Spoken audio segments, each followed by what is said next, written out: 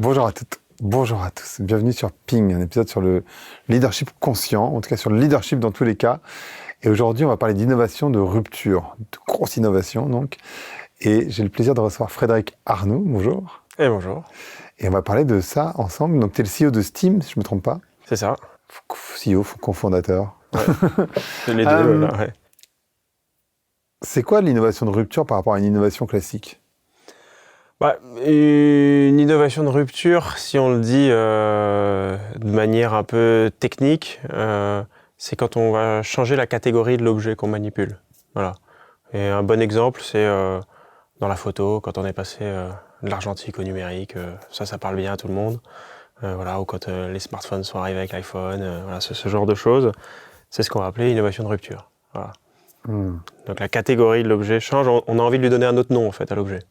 C'est ça qui crée d'une certaine manière la rupture. Ou tu sais plus dans quel rayon le mettre chez Darty par exemple, tu vois. Voilà.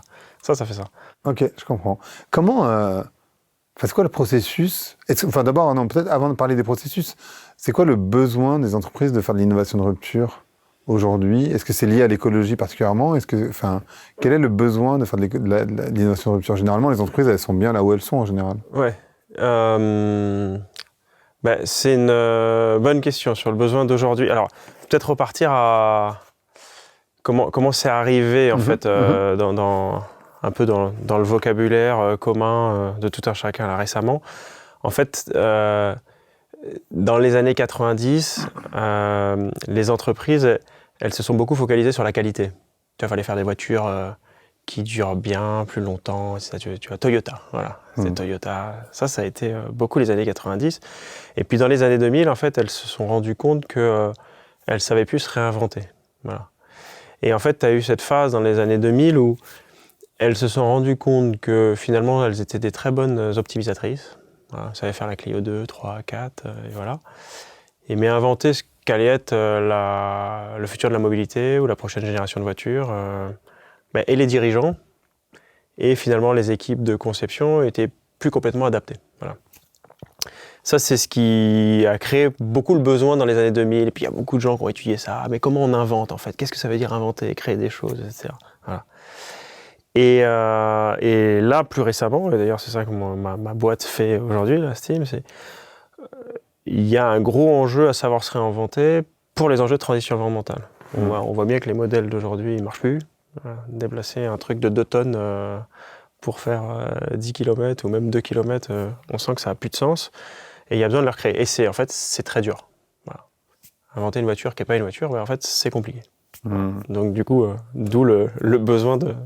Mais est-ce que, justement, les entreprises classiques ne sont pas optimisées à aller dans le sens inverse de cette innovation de rupture, c'est-à-dire de l'endroit où elles ont envie d'aller ? C'est-à-dire qu'en fait, les entreprises, elles sont optimisées pour faire comme avant, pour maximiser les revenus sur des segments où elles sont déjà. Elles ne sont pas vraiment faites pour faire cette rupture. Enfin, j'ai l'impression. Mais peut-être que je me trompe. Non, tu ne te trompes pas du tout. C'est juste. Et on pourrait même dire que c'est très bien, en fait, du point de vue de l'entreprise. Ça pourrait même, comme toi, d'une certaine manière, dans ta journée, d'une certaine manière, si ta journée, tu peux enchaîner les routines quasiment comme d'habitude, en fait, tu vas avoir une forme d'efficience dans ta journée qui est peut-être intéressante d'une certaine manière pour le pilotage de ta journée. D'une certaine manière, on imagine que tu pilotes ta journée. Tu vois, je pilote mes journées. Tu vois l'idée. Bon. Et dans l'entreprise, en fait, c'est un peu pareil. Finalement, en fait, c'est beaucoup les Allemands qui ont créé ça. Ils ont fait en sorte qu'on ait des règles de conception. C'est-à-dire que, dit de manière très simple, c'est de ne pas réinventer la roue à chaque fois qu'on crée une nouvelle voiture. Voilà. On ne peut pas mieux le dire que ça. Et ce qui est bien, parce que ça permet en fait, d'éviter de dépenser de l'argent à réinventer la roue tout le temps. Donc tu vois, quand tu crées une nouvelle voiture, je prends la voiture parce que c'est simple, comme le monde, voilà. Mais quand tu crées une nouvelle voiture, en fait, justement, il ne faut pas réinventer le volant, la roue, l'interrupteur, le machin, etc. Tu vas sortir quelque chose qui est assez proche de ce qui existait avant, et puis créer un peu du nouveau pour te démarquer, pour remplir un besoin qui n'était pas demandé, etc. Donc voilà, pour répondre à la question, toute l'organisation de l'entreprise est faite pour développer un nouveau produit en dépensant le moins d'argent. Donc, du coup, effectivement, tout est fait pour rejeter les greffes qui seraient trop nouvelles. Voilà. Donc ça, c'est le constat. Effectivement, les entreprises sont comme ça. Voilà. Et alors, comment... tu peux peut-être nous donner des exemples d'innovation de rupture et après, on parlera de comment on fait ça. Ouais. Des exemples d'innovation de rupture, j'en ai cité deux parce qu'ils sont simples à comprendre, mais j'aime bien garder des exemples du grand public. Mais voilà, l'aspirateur sans sac, on pourrait dire que c'est une innovation de rupture. On reste chez Dyson, quand ils ont fait un sèche-mains qui sèche enfin les mains, je sais pas si c'était la rupture, mais c'était dans la catégorie quand même innovation de rupture. Les téléphones portables, quand ils ont été réinventés par l'iPhone, ça l'a été. On peut prendre la photo, etc. Mais après, dans la mobilité, on peut prendre des exemples. Quand on a, par exemple, le pédibus. Le pédibus, tu sais, c'est pour aller à l'école, il y a des quartiers, des gens qui se mobilisent, qui font un bus de personnes qui sont à pied. Donc en fait, le chauffeur, c'est par exemple un parent d'élève, il passe prendre en fait tous les élèves, enfin ceux qui vont à l'école en fait devant les maisons, et puis tout le monde est en rang. Et dans un espace donné, en fait, et va de manière sécurisée à l'école. C'est ce qu'on peut appeler un pédibus. Okay. Tu vois, voilà. Alors, il n'y a pas d'industrie. Il n'y a pas de business model. Il n'y a pas d'industrie. C'est les chaussures éventuellement. Non, c'est collectif, tu vois, mais ça peut être ça aussi, une rupture. Ça peut être se dire, en fait, pourquoi déplacer un énorme tank d'acier de 10 tonnes, en fait, pour déplacer des gens qui vont les constructeurs de bus, ils ne vont pas être d'accord avec ton innovation de pédibus. Mais peu importe, on s'en fiche. Ça reste quand même une rupture. Voilà, donc tu vois les ruptures, c'est ça. Et ça revient à l'élément de tout à l'heure. En fait, on pourrait en citer plein. L'idée, c'est juste se dire, est-ce que je change la catégorie de l'objet ? Et vraiment, c'est ça la meilleure définition de rupture. Et du coup, après, tu dis, tu vois, pédibus, il a fallu renommer. En fait, tiens, mais comment j'appelle ça ? Un truc où il n'y a pas le bus. Ça s'appelle comment ? Bon, pédibus, ça pourrait marcher, voilà. Donc ça, c'est des exemples, en fait, de rupture que tu pourrais avoir. Voilà. Et vous travaillez spécifiquement ou plus précisément sur les problématiques écologiques écologiques et d'impact que d'autres choses, ou c'est vraiment... Oui, non, on est... nous, aujourd'hui, on est vraiment focalisé là-dessus. On a démarré, on traitait beaucoup de sujets très largement, mais et de par moi, comment j'ai démarré, etc. Mais on a toujours été très lié au monde de l'énergétique. Et donc, effectivement, aujourd'hui, on va travailler des sujets comme, par exemple, réinventer la bouteille d'eau. Voilà, c'est pas loin de réinventer la roue, mais réinventer la bouteille d'eau en verre. C'est un gros sujet parce que c'est un objet en fait qui émet énormément de CO2 déjà de base pour être fabriqué et par ailleurs qui a un modèle d'affaires qui est ou même un modèle tout court qui est assez peu en adéquation en fait avec ce qu'on pourrait imaginer d'un bon modèle pour la transition environnementale, qui est que notamment tu bois 3 gorgées de bière et puis tu jettes un bel objet qui est une bouteille en verre, tu le jettes dans la poubelle voilà, au bout de 3 gorgées de bière. Et donc, du coup, en fait, quand tu vois ces deux modèles-là, effectivement, ça demande à être complètement réinventé. Mais une entreprise qui vend des centaines de millions de bouteilles par an, c'est très compliqué pour elle. Et à raison, c'est hyper compliqué pour elle de se dire je vais faire une bouteille qui est complètement différente des bouteilles qui ont toujours été faites depuis des centaines et des centaines d'années. Et puis, je vais la vendre différemment. Ces deux trucs-là, c'est compliqué, en fait. Même si ça paraît simple à dire. Non, ça paraît pas du tout simple. J'ai vu, en particulier pour l'eau, des sortes de capsules, des sortes de boules d'eau que tu peux complètement avaler. Ouais. Et ils donnent ça en particulier pour les gens qui courent. Ou, voilà, tu pourrais imaginer une bouteille d'eau sans bouteille, en fait. Ça revient un peu au principe du pédibus.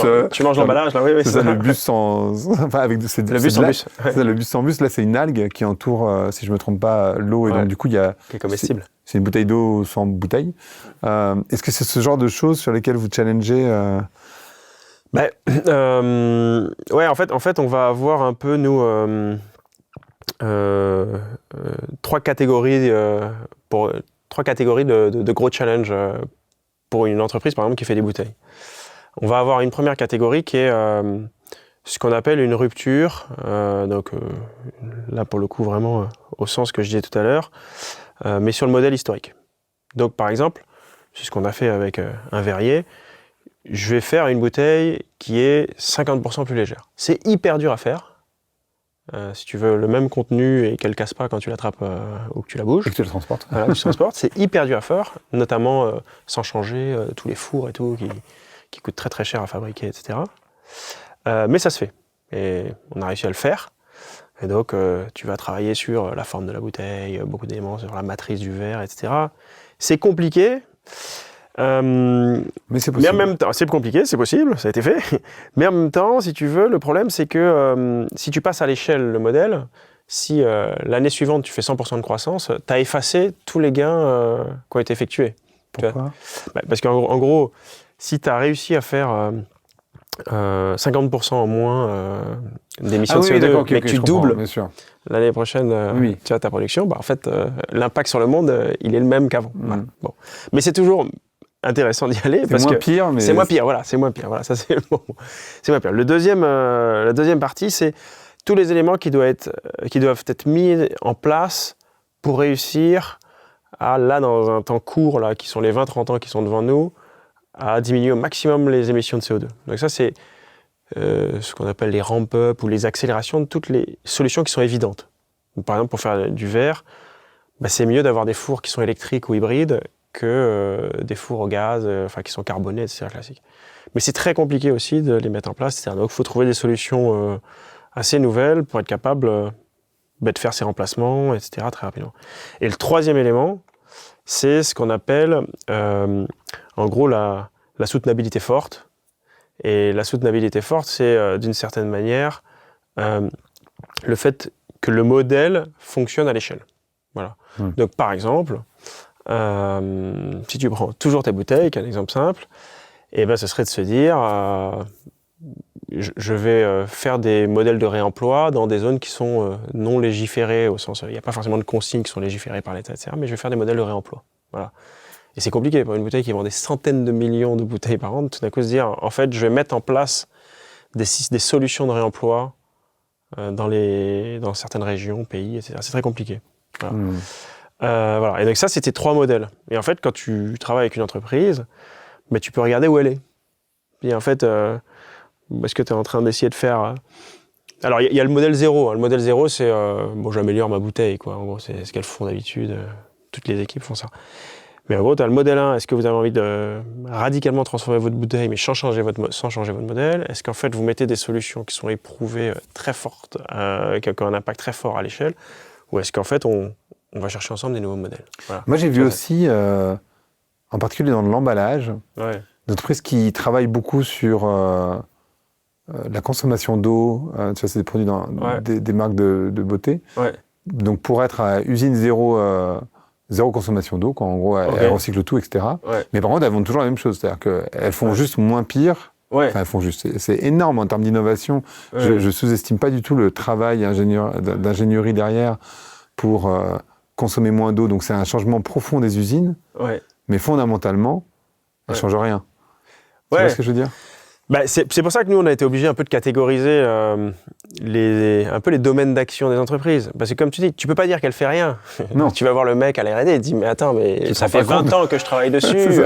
T'imagines faire un pot de yaourt sans eau. Enfin, je sais pas quel est l'exemple là, mais tu vois, mettons que ce soit ça, c'est monstrueux, et ça. Et il va te dire, mais c'est une rupture technologique, t'imagines même pas, etc. Voilà. Donc tu peux pas lui dire, mais tu fais rien. Enfin, c'est pas vrai. Et comme tu dis, c'est mieux que rien. Mais après, effectivement, tu vois, si on reste sur l'eau, tu peux t'interroger sur, effectivement, le modèle d'embouteiller de l'eau de source et puis de la distribuer comme ça sous forme de contenant d'1 litre, etc.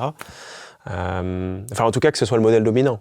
Tu vois, tu peux t'interroger sur le fait que ce modèle-là doit être le modèle dominant. Et là, c'est beaucoup plus intéressant, en fait. Tu vois, quand tu dis, mais attendez, et si on avait le droit de réinventer ça ? Là, tu vas voir, j'en cite pas, mais imagine, tu vas voir les majors de l'eau. Et tu dis, mais si on avait le droit de réinventer ça, et non pas pour faire joli, en fait, et dire, ouais, mais non, pour vraiment dire, si ça, c'était votre modèle dominant de demain, enfin, une nouvelle solution, du coup, qui n'est pas, je vends des bouteilles sous forme de 1 litre, ou encore pire, comme c'est fait dans les pays asiatiques, sous forme de verre, en plastique de 20 centilitres, quoi, qui jettent après sur la plage. N'est-ce pas? Qui deviennent des microplastiques qui se retrouvent dans le placenta de nos Voilà. bébés. Enfin bon. Donc, du coup, voilà. Donc, tu vois, une fois que tu catégorises un peu les trucs, comme ça, c'est plus intéressant parce que tu peux vraiment regarder le degré de transformation que veut vraiment avoir la boîte. Voilà. Et ils sont tous durs. Voilà, c'est ça. Et est-ce que tu as de... Comment ça se catégorise entre les trois, la typologie des demandes? C'est-à-dire que les entreprises viennent vous voir sans doute avec une volonté de modèle 1, j'imagine. Ouais. C'est assez, j'imagine, enfin je suppose, mais c'est la question. Est-ce qu'il y a beaucoup d'entreprises qui viennent vous voir avec une volonté de modèle 3, c'est-à-dire en fait on veut tout changer de manière complètement radicale? Alors, ouais, pour bien catégoriser, il faut le modèle 0. T'en as une grande partie qui est dans le modèle 0. Voir, les modèles 0. Ouais, voilà, le modèle 0, bon, ils font les trucs, etc. Et ceux, ils viennent pas le voir si on travaille pas avec eux. Et effectivement, tu vas avoir 90-95% qui sont dans le modèle 1. Le modèle 2, qui est, en fait, je passe à l'échelle, en fait, une technologie qui est déjà là, elles vont avoir l'impression qu'elles savent le faire. Or, en fait, il faut beaucoup repenser les modèles de production, etc. de la boîte pour être capable de le faire. Et effectivement, le modèle 3, il y en a assez peu. Il y en a, mais il y en a assez peu. Et effectivement, et là, ça se joue au niveau vraiment du COMEX de l'entreprise. Il faut qu'il y ait une ambition, une intention hyper forte au niveau du COMEX de l'entreprise. Donc en fait, là, tu sors en fait, de la R&D, etc. Parce qu'en fait, là, c'est le dirigeant que personne n'oblige à faire ça, qui va en fait pouvoir poser une intention. Dire, en fait, moi, j'ai envie, et le mot envie est très important, j'ai envie d'aller là. Et là, on peut avoir une bonne discussion. Est-ce que tu as remarqué des patterns chez ces dirigeants qui ont vraiment envie qui ont vraiment cette envie, pardon. Ouais, en gros, moi, ce que je vois chez ces dirigeants-là, c'est réussir à passer du plan rationnel au plan émotionnel, en fait, dans la manière de penser le futur de leur boîte. Ça, je pense que c'est l'élément le plus important. S'il y a un élément important dans tout ce qu'on se dit là aujourd'hui, c'est cet élément-là, c'est le plus important. Et du coup, il va falloir que tu me le décrives. Qu'est-ce que ça veut dire, etc. Je vais te le décrire. Non, mais je vais te le décrire. Mais c'est ça le truc le plus important, en fait. Ouais. Et d'ailleurs, dans tous les travaux qu'on a menés ces dernières années, je pense que c'est un des éléments qui nous a fait faire, nous, le plus gros saut quantique, quoi, dans toutes les choses qu'on a regardées. En fait, si je l'explique sur ceux qui ne sont pas, justement, les dirigeants un peu visionnaires, c'est plus intéressant. Tu vois, tu vas avoir, en fait, des dirigeants sur des grands groupes qui sont d'extrêmement bons gestionnaires, décideurs, qui savent très très bien gérer le risque, manipuler beaucoup de données, des situations complexes, etc. Et ils sont là pour ça, parce qu'ils sont très bons à ça. Et c'est très bien, parce que comme tu disais tout à l'heure, le modèle optimisé là, de l'entreprise, il a besoin de ces dirigeants-là. C'est eux qui font des boîtes performantes. Et en fait, quand tu commences à travailler la préparation du futur, et que le futur est assez incertain, mais en fait, tu commences à manipuler plutôt des choses qui sont plutôt des inconnus. En fait, tu vois, qu'est-ce que ça voudrait dire de vendre de l'eau demain? Dans un monde VUCA, c'est ça? Voilà, dans un monde VUCA. Tu vois, qu'est-ce que ça veut dire? Et tu vois, et même VUCA, pour moi, du coup, ce modèle-là, c'est un modèle, tu vois, qui décrit le monde presque aussi de manière rationnelle encore. Tu vois, c'est ça qui est intéressant. Tu vois, dire, il y a des incertitudes, tu vois. Mais c'est bien parce que ça permet de le caractériser. Mais en fait, si tu restes dans le monde rationnel, le problème, c'est que tu vas tourner en boucle. Puisqu'en fait, tu restes avec ton objet actuel que tu essaies d'optimiser pour essayer de réduire les risques vis-à-vis de plein de paramètres qui t'amènent à l'extérieur. Bon, mais tu es bloqué, en fait. Tu peux pas créer le futur. Pour créer le futur, il faut que tu changes de plan, que tu passes dans le plan émotionnel et que ces décideurs gestionnaires-là, tu les fasses passer dans le plan émotionnel. Et c'est hyper intéressant, moi c'est le truc avec lequel je m'amuse le plus, c'est de demander à des dirigeants, quand je rencontre des dirigeants, de demander qu'est-ce que tu as envie de faire pour le futur de ton entreprise? Vraiment, qu'est-ce que toi tu as envie de faire? Quand tu te lèves le matin, qu'est-ce que tu as envie de faire? Et tu vois, tu passes du il faut à j'ai envie de, truc classique quand tu fais à titre perso du développement personnel, mais quand tu le mets à l'échelle d'une entreprise, ça devient extrêmement puissant. Et là, sur beaucoup d'entreprises, tu vois que c'est très compliqué.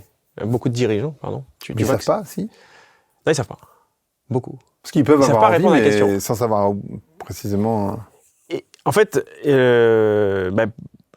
ouais, c'est assez intéressant parce que sur beaucoup de cas, tu as 2 éléments, mais le premier, c'est qu'ils ne savent pas forcément. Enfin, oui, ils ne se sont jamais vraiment posé la question parce qu'il faut se rendre compte du quotidien de ces gars-là. Hommes ou femmes, oui, je dis ces gars au sens anglais, guys. Mais c'est des plannings chargés de 7h à 22h, qui ne gèrent pas, qui est géré par d'autres, remplis de réunions courtes où on doit prendre des décisions rapides sur des données qu'on leur donne, où très souvent, il faut prendre des décisions entre plusieurs scénarios qui sont posés sur la table. On dit, il y a 1, il y a 2, il y a 3, et on vous conseille 2. 3 est trop compliqué, 1 est trop simpliste, etc. Et puis tout d'un coup, si tu crées un espace, dans leur journée, dans leur semaine, et tu leur dis, posons-nous et regardons ce que vous avez envie de faire, tu te rends compte, que dans plein de cas, il y a un vide. Voilà. Et c'est encore plus intéressant si tu le demandes en collectif à des dirigeants. Tu vois, tu demandes à... De la même boîte ou de boîtes différentes? De la même boîte. Ouais, de la même boîte. D'accord. Tu prends le COMEX d'une entreprise, tu prends le COMEX d'une boîte, et puis tu regardes, les envies, autour de la table. Voilà. Et tu regardes que c'est plutôt compliqué, d'avoir les envies de chacun, et 2, tu regardes des désalignements extrêmement profonds. Voilà. Et donc, du coup, quand il s'agit de poser le futur de l'eau, si tu as le directeur financier qui a l'envie A, le PDG qui a l'envie B, directeur marketing qui dit j'en sais rien, et puis etc. Les RH, ouais. Voilà. En fait, tu vois, c'est dur de mettre en mouvement la boîte sur une grosse transformation. Voilà. Donc ça, c'est le truc fondamental, c'est de quoi le COMEX a envie. C'est vraiment le truc fondamental. Et c'est hyper intéressant. Voir les actionnaires. Et alors, ça serait l'idéal. Si effectivement, je l'ai jamais fait d'ailleurs, j'ai jamais travaillé alors que sur des startups, parce qu'il y a des fonds qui me demandaient de le faire, mais sur des grosses entreprises, des grosses boîtes du CAC 40, j'ai jamais travaillé au niveau des conseils d'administration ou des boards, ce qui serait ça pourrait être encore plus puissant. Quoi. Ah ouais, ça serait encore plus puissant. Ouais. Mais tu vois, et en fait, tu as ce monde de remontée de décision comme ça dans les boîtes qui est extrêmement structuré, où finalement, plus personne n'a besoin de se poser la question de l'envie. Tu vois, c'est fort, tu vois, quand tu dis ça, c'est-à-dire on a toujours fait comme ça. On a toujours fait comme ça, c'est-à-dire que à la fin de l'année, on va faire le plan pour l'année prochaine, et puis on fait, il s'appelle ça le PMT, le plan moyen terme, et puis on fait le PMT, et puis voilà, puis il y a le cabinet de conseil qui nous a dit qu'il fallait faire ça, etc. J'exagère exprès. Non, mais c'est un peu comme ça quand même. Mais c'est un peu comme ça. Et donc du coup, finalement, la place de l'envie, qui est en fait, pour moi, vraiment l'élément déclencheur sur un gros changement dont on vient de parler avant, là, il faut la recréer. Voilà, il faut créer tout ça. Ouais, et alors, c'était l'une de mes premières questions, mais du coup, on ne l'a pas du tout traité parce que je t'ai dit, attends, on verra ça plus tard. Ouais. C'est quoi? Est-ce qu'il y a une méthode? Comment on fait pour faire de l'innovation de rupture? Tu vois, parce qu'en fait, ça ressemble à quoi, le processus? Parce que toi, tu n'es pas plus intelligent que les autres ingénieurs qui sont déjà dans les boîtes. Ouais. Donc, techniquement, c'est forcément une méthode. J'imagine. Qu'est-ce que ça demande pour que toi, votre entreprise, vous arriviez à générer de l'innovation de rupture que eux, ils n'arrivent pas à faire? C'est le point de recul? C'est quoi, en fait? Ouais.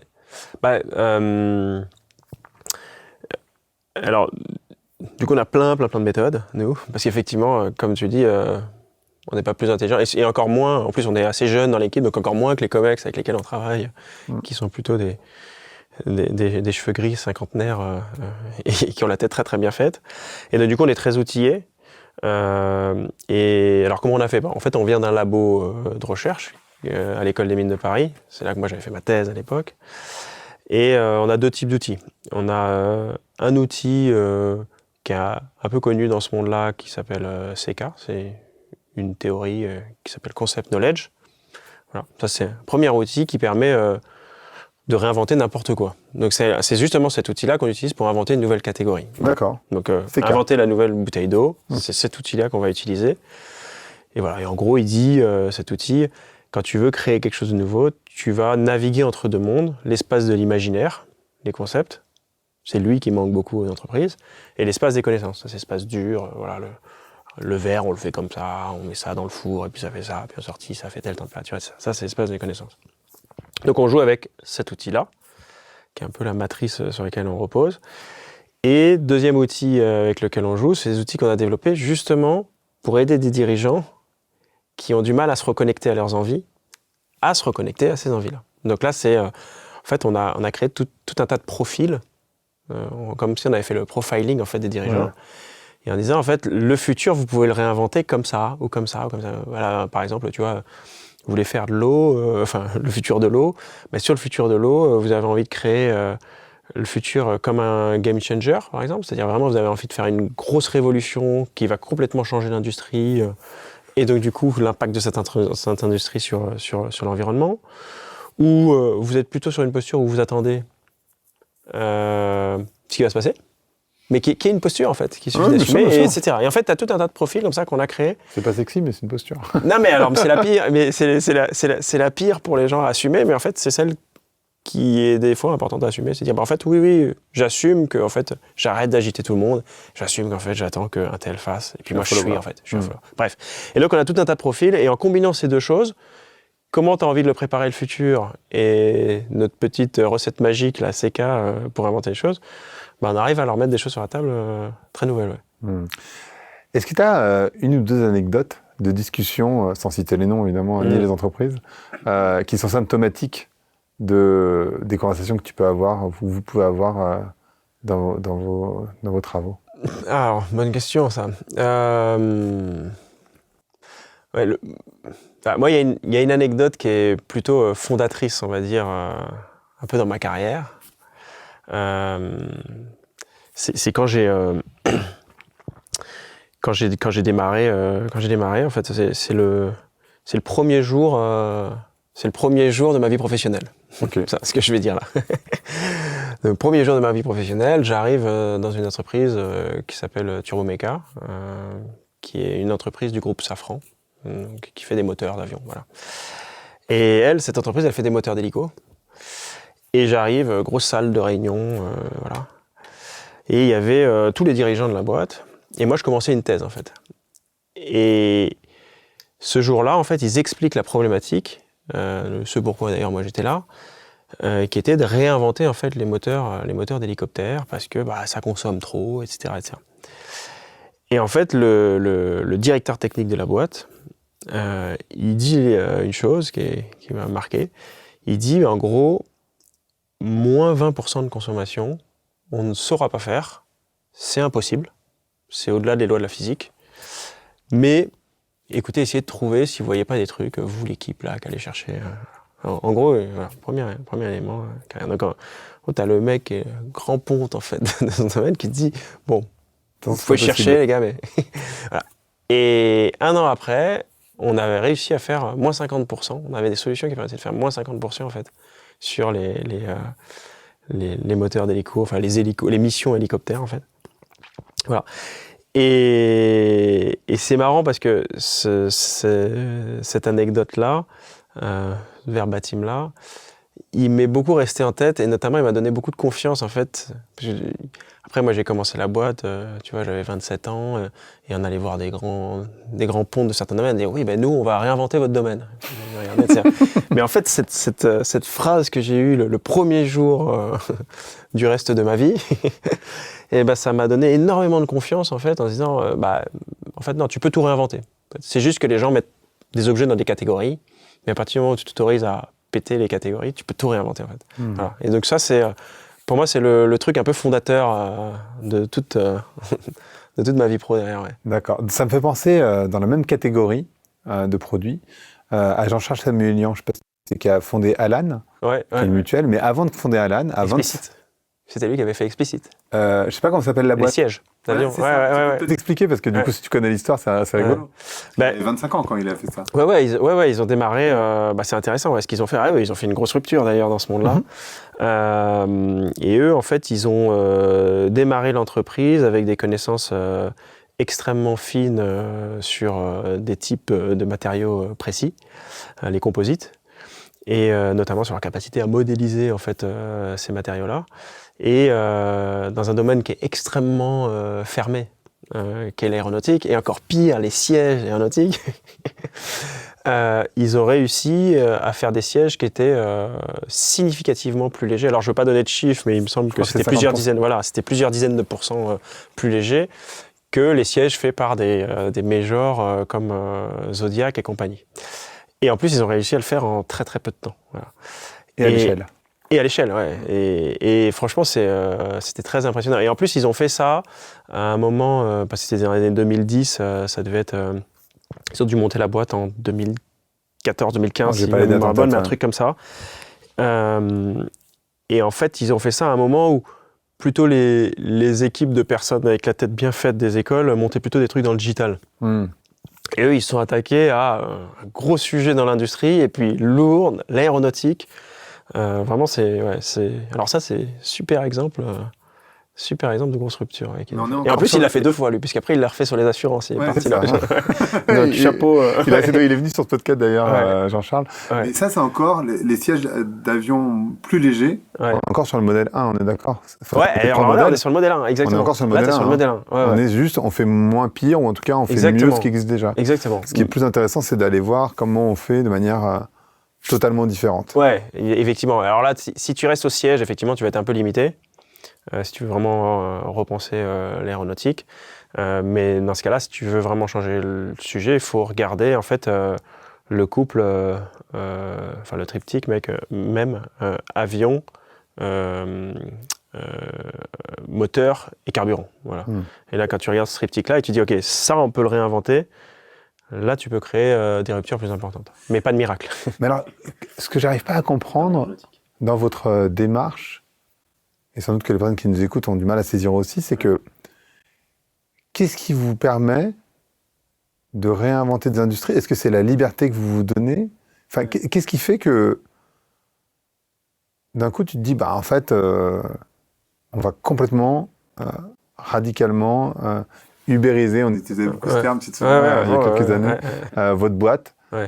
Et peut-être que demain, et je ne sais pas si vous allez jusque-là, est-ce que vous allez juste à... Ben en fait, je prends Adobe, tu vois, typiquement Adobe, qui est un exemple que tout le monde connaît, donc il fait Photoshop, les logiciels, Acrobat Reader, etc. Où le CEO dit, en fait, nous, notre métier, c'est de vendre des logiciels sur CD-ROM, on va tout vendre sur le cloud.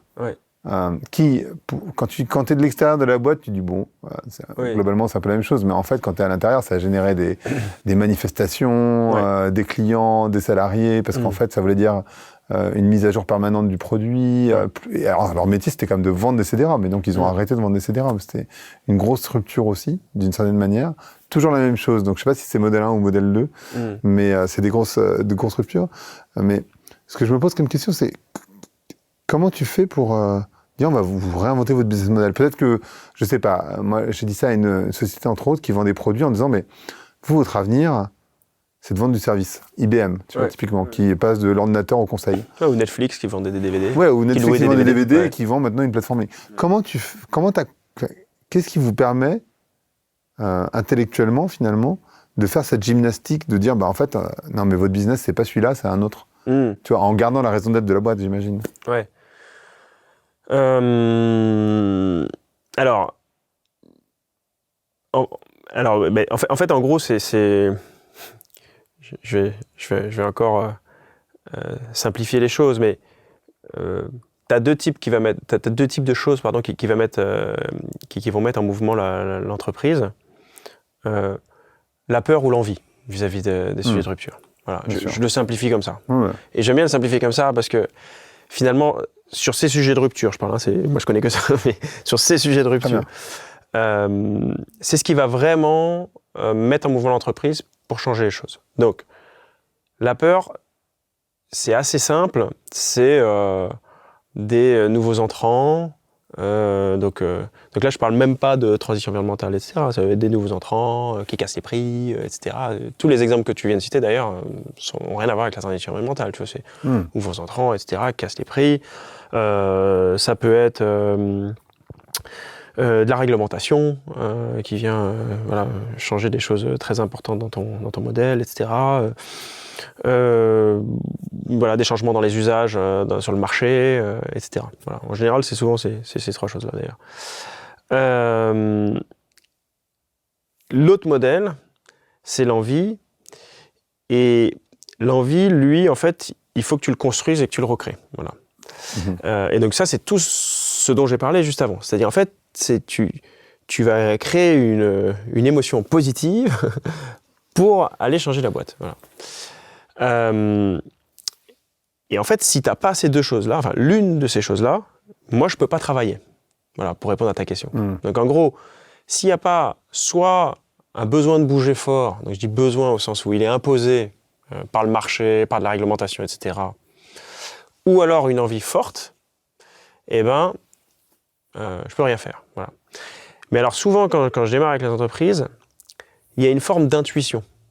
Il y a quelqu'un qui vient me chercher et qui va me dire, qui vient me chercher, qui vient nous chercher, nous, dans la boîte, hein, bien sûr. c'est parce que je suis là, je dis, et qui va nous dire, j'ai une forme d'intuition que on fait pas ce qu'il faut pour préparer le futur.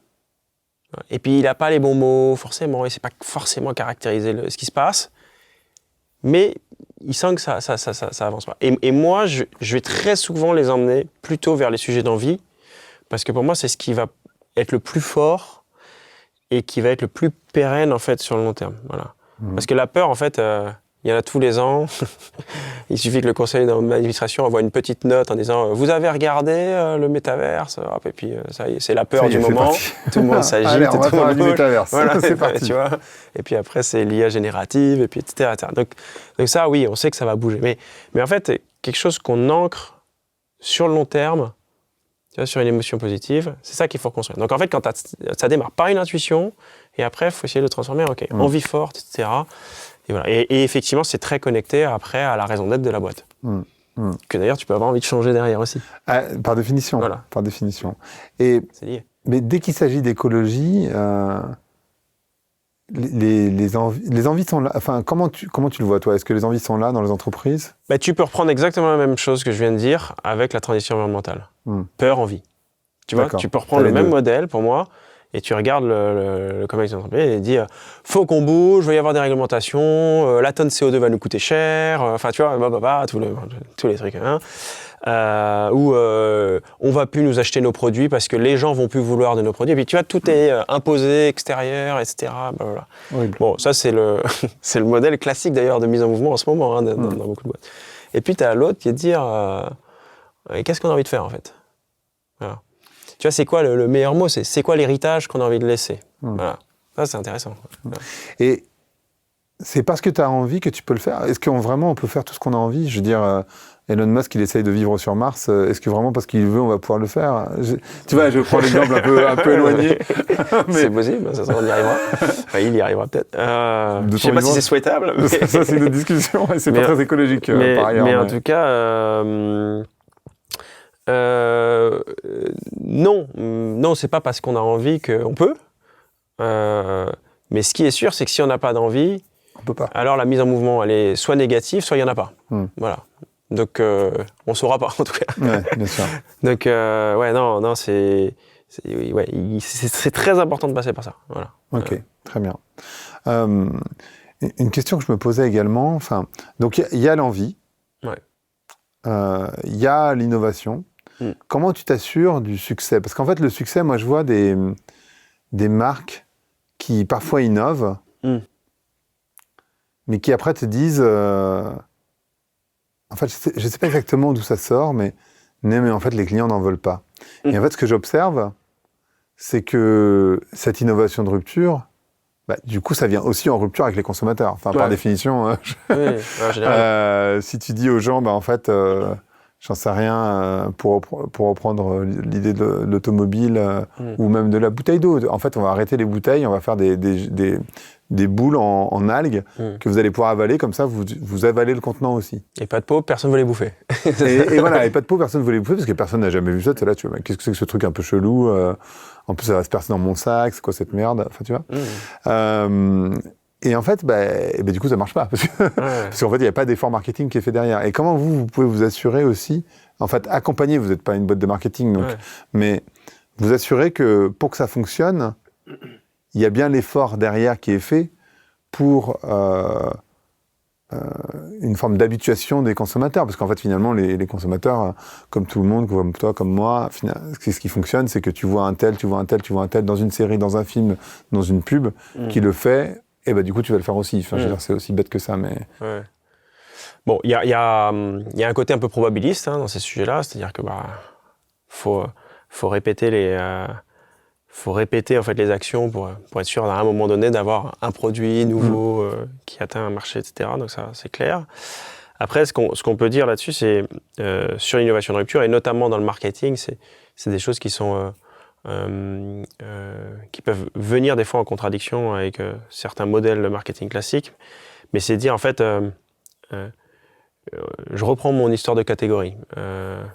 Et en fait, si je suis dans cette catégorie et je vais demander en fait, je sais pas si je fais des brosses à dents et je vais demander à quelqu'un, mais ta brosse à dents, tu la voudrais comment? Il va dire, quand je la tiens dans ma main, je voudrais que ça soit plus confortable. Elle me fait mal à la gencive, etc. Bon, ça c'est des trucs classiques. Donc, en fait, tu vas pouvoir l'améliorer, etc. Bon, donc déjà, quand tu veux créer une rupture, c'est pour ça qu'on utilise nous cette méthode-là, il va falloir à un moment donné mettre un truc dans la machine qui est différent de cette catégorie-là. Voilà.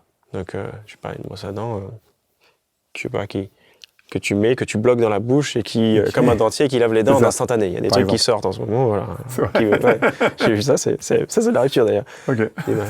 Toi, tu brosses les dents en 3 minutes, je sais pas si tu divises par le nombre de dents, ça fait quelques secondes par dent, tu vois. Mais en fait, si tu mets quelque chose qui brosse les dents tout en même temps, en 6 secondes, t'as brossé toutes tes dents. Oui, mais... en fait, tu vois. C'est une rupture, ça. C'est pas très beau, c'est comme un dentier, mais c'est génial, le modèle. Efficace, c'est efficace. Bref, donc je reviens à mon truc. Si tu demandes aux consommateurs, voilà, ils vont essayer de te mettre des choses qui améliorent. Donc à un moment donné, il faut mettre une catégorie dans la machine qui est nouvelle. Mon exemple de dentier qui brosse les dents, là. Et ce sujet-là, en fait, au départ, il va être plutôt rejeté par les consommateurs. Personne va te dire « Génial, je l'attendais ton truc ». Ça n'arrive pas, en fait, ça. Et d'ailleurs, c'est assez marrant. Je parlais tout à l'heure de l'iPhone, etc., donc des boîtes de Jobs. Tu parlais de Mars, donc les boîtes de Musk. Les deux sont très très critiques sur les focus group, ce genre de choses. Enfin, les méthodes, ils disent tout. Tu regardes les écrits, ils disent souvent I don't do a focus group. Ils disent souvent ça. Et en fait, pourquoi? Parce qu'en fait, tu as besoin effectivement de créer cette catégorie nouvelle. Et en fait, derrière, tu as besoin d'itérer très très rapidement en fait avec des consommateurs que tu imagines comme potentiels pour améliorer en fait ce que tu avais au départ. Et ce que tu avais au départ, en fait, est avec très peu de probabilité ce qui va sortir à la fin. Voilà. Donc, ce qu'il faut, c'est juste de mettre dans le processus où, en fait, c'est moi qui vais créer la catégorie nouvelle. Je vais la mettre dans les mains de clients que je mets comme clients potentiels. Et en itérant très, très, très rapidement, en fait, je vais arriver à quelque chose qui est viable. Viable au sens où, à un moment, je vais avoir le bon couple prix et valeur que je propose. Et valeur perçue. Et valeur perçue. Mais c'est vraiment ce sujet-là, et ce qui est différent du modèle un peu classique, surtout que tu as dans le consumer goods, etc., où tu dis, bah voilà, le yaourt d'avant, qu'est-ce que c'était pas bon, qu'est-ce que vous aimeriez, bon, ben on fait des tests, etc. Et ça, si tu veux faire la grosse rupture, ça marche pas parce que, en fait, tes données de sortie, elles vont être mauvaises. Tout le monde va dire, bah, c'est pas terrible, moi j'ai l'habitude de faire ça et là ça marche plus. Enfin, tu vois, c'est comme les enfants qui préfèrent la purée mousseline à la vraie purée. Ouais, voilà, exactement. Ils ont bouffé de la purée mousseline toute leur vie. Quoi. T'es là, mais quand même. Ou les poissons findus, les poissons sans yeux, sans arrêt. Je vois ça en particulier, j'ai cet exemple en tête de savon solide où j'ai vu des boîtes dans l'industrie qui me disent en fait les savons solides ou le shampoing solide, les gens n'en veulent pas. Ouais. Je sais, oui, mais quel effort vous avez mis derrière exactement pour changer les imaginaires? C'est-à-dire que moi, j'ai vu aucune célébrité avec un savon solide dans la pub, ou dans une série, ou dans un film. Donc, si vous me demandez, moi, si j'ai envie d'un savon solide, moi, quand j'étais petit, je prenais du savon solide, ça collait à la peau, c'était horrible, c'était une mauvaise expérience. Si aujourd'hui, tu me demandes entre savon liquide et savon solide, effectivement, a priori, je vais plutôt choisir du savon liquide parce que j'ai eu l'habitude de ça pendant, 40 ans. Mais si demain, je vois un tel, encore une fois, si on m'accompagne et qu'on me change mes imaginaires, bah oui, sans doute que le savon solide, le shampoing, pour ce qui me concerne. Mais tu vois, ton exemple, il est hyper intéressant. Ça revient à mon intention de départ de tout à l'heure. Tu vois, si tu veux faire de la rupture sans intention, tu vas très très vite la tuer, en fait. Puisqu'en fait, effectivement, très vite, tu vas dire, bon, bah, en fait, ça va être compliqué, parce que là, les focus group nous ont dit que, tu vois... Ils n'en voulaient pas. Et voilà, et qu'ils n'en voulaient pas, etc. Nos retours sont faibles. Et du coup, ça va nous coûter cher en marketing. Va falloir faire... Donc, on ne le fait pas. Mais donc, du coup, tu le fais pas à la fin. Et le décideur, qui est un très bon décideur, et qui rationnellement a raison, rationnellement, il ne faut pas le faire parce que ça va coûter plus cher. Tu vois, donc il a raison en plus, c'est ça le pire. Il a raison de ne pas le faire, tu vois. Mais si tu as une intention forte derrière, alors bon, en plus sur l'exemple que tu donnes, pour la transition environnementale, elle peut être très évidente pour le coup. Bien sûr. Mais elle pourrait être autre. Non, mais en fait, j'ai envie d'emmener le monde vers ça. Mais en fait, toutes les actions que tu vas mettre autour de cette catégorie, en plus qui n'est pas nouvelle pour le coup. Non, qui est plutôt très ancienne. Voilà. Et ben tu vas mais disons de faire, de réenchanter le savon solide, quoi. En fait, c'est-à-dire, en fait, comment on réenchante le savon solide. En fait, toutes les actions que tu vas avoir derrière vont être extrêmement différentes que juste. Je regarde si c'est plus efficace en termes économiques. Tout le monde sait faire du savon solide. Enfin, je veux dire, ah oui, mais c'est pour ça que c'est un super exemple. Parce que en fait, ça dépend de l'intention derrière. C'est ça. Et on revient à l'intention encore. C'est ça, parce qu'il n'y a pas de blocage technique pour le coup dans le savon solide. Tu as des exemples dans les 3 catégories de ruptures que vous avez pu accompagner? Sur les... alors, à minima, sur les 2 là, les plus intéressants, il y a une... donc sur le verre, effectivement, c'est la plus récente. Là, c'est celle dont... C'est pour ça que je donnais cet exemple tout à l'heure. C'est une grosse rupture qu'on a faite, qui est en fait d'avoir fait donc des solutions qui font moins 50% d'émissions de CO2. Donc ça, c'est un truc dont on est très fiers. Et il y en a une qui vient de sortir... là, il y a 2 mois sur le marché. Alors, c'est un premier pas où ils font, si je dis pas de bêtises, je crois, moins 15% déjà. Mais qui est déjà énorme, sans changer les fours et tout, c'est déjà énorme. Sur du verre aussi? Sur du verre, ouais. D'accord. Ouais, sur du verre. Donc ça, c'est un exemple. Sur le monde plutôt 2, on a alors il y a une solution qui était sortie sur le marché, c'était des solutions d'offres en fait de lignes de bus. Alors c'est pas le pédibus, c'est de lignes de bus sans ligne de bus et sans arrêt. En fait, qui est en permanence dynamique et qui dépend que de la demande. En fait, du coup, de Uber du bus. Ouais, un peu un Uber du bus, un peu un espèce de truc comme ça. Et en fait, qui permet d'avoir un nombre extrêmement limité de bus. Pour un nombre de personnes servies qui est plus grande. Donc on avait créé des modèles comme ça qui ont tourné, qui sont sortis. Ça, c'est 2 exemples marrants. Et on travaille en ce moment beaucoup sur les sujets effectivement de réemploi. Donc de circularité. Des circularités qui sont extrêmement complexes pour le coup. Contrairement à ce qu'on peut penser, parce qu'on peut dire nos grands-parents, ils disent oui, mais moi à l'époque, la bouteille, on la ramenait, etc. Mais effectivement, dans un monde globalisé où 90 voire 95% des bouteilles partent à l'export, c'est très compliqué en fait pour une entreprise de penser le réemploi. Et donc là, on a pas mal de projets là-dessus assez intéressants. Voilà. Et on a eu des projets aussi récemment, donc dans le monde de l'aéronautique sur justement des carburants nouveaux pour essayer le maximum possible de décarboner cette industrie qui est extrêmement polluante. Type hydrogène? Non, plutôt tous les carburants décarbonés hors hydrogène, justement. D'accord. C'est le seul qu'on regarde pas, qui lui est très complexe justement à mettre en œuvre parce qu'il va falloir changer beaucoup les structures avions et qui est en plus en termes d'efficacité est pas forcément si intéressant que ça pour le moment. Je dis toujours pour le moment sur le papier. Et qu'est-ce que les gens qui nous écoutent peuvent faire, admettons qu'ils aient envie, qu'il y ait une envie, tu vois, qui est le problème principal, on est d'accord, l'émotion et l'envie. Ils ont envie, ils disent tiens, c'est intéressant, c'est quoi les étapes pour mettre en place une innovation de rupture? Dans une entreprise, pour moi, les étapes, c'est ça. En gros, je vais dire que ça démarre plutôt d'une intuition que ça va pas. C'est pas que ça va pas, mais au sens... Il y a Donc besoin ça, d'autres c'est 100% des boîtes. choses, etc. Façon Non, l'écologie, en tout mais cas. d'avoir cette intuition, tu vois, de se dire, ah, j'ai envie de bouger quelque chose, tu vois, voilà. Donc ça va être cette intuition-là, j'ai envie de bouger les choses et j'ai l'impression qu'on bouge pas à la bonne vitesse ou quelque chose comme ça. Donc ça, c'est bon, ça suffit déjà, comme juste point de départ. Et ensuite, pour moi, il y a 3 grosses étapes. Il y a cette première étape de clarifier avec les gens qui vont décider sur le sujet, qu'est-ce qu'on a envie de faire. Voilà. On a envie d'aller loin, à quel point. Donc Voilà. alignement. Alignement sur l'envie. Voilà. Et ça, c'est déjà... Mais c'est génial de faire ça en plus. On n'a pas souvent l'occasion de faire ça dans une boîte. De quoi on a envie. Ça, c'est le premier point. Deuxième point, c'est justement utiliser des méthodes, par exemple, comme la méthode dont je parlais tout à l'heure, CK, mais des méthodes qui permettent de se dire, pendant une période donnée, on va raisonner pas comme d'habitude. Voilà.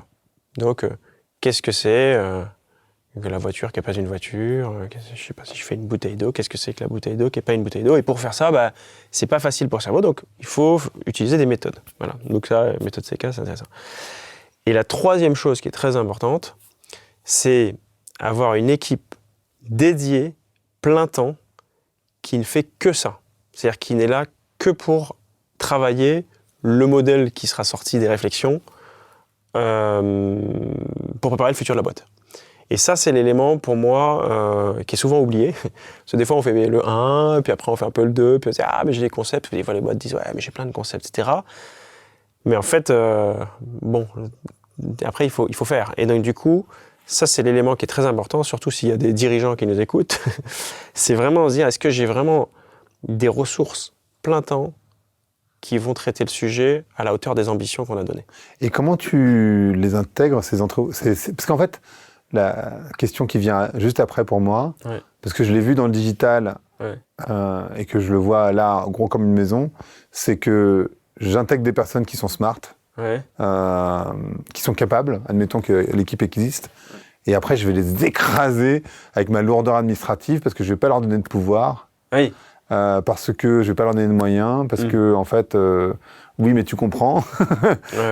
Et du coup, ils vont se barrer parce qu'en fait, ils vont pas réussir à les garder parce qu'en fait, au final, ils vont les écraser, quoi. Tu vois ce que je veux dire? Est-ce que cette structure, elle doit être à l'intérieur de l'entreprise? Est-ce que c'est une start-up mais qui a ses propres bureaux? Comment tu le vois? Alors c'est une excellente question et je viens d'écrire un petit papier là ce matin là-dessus.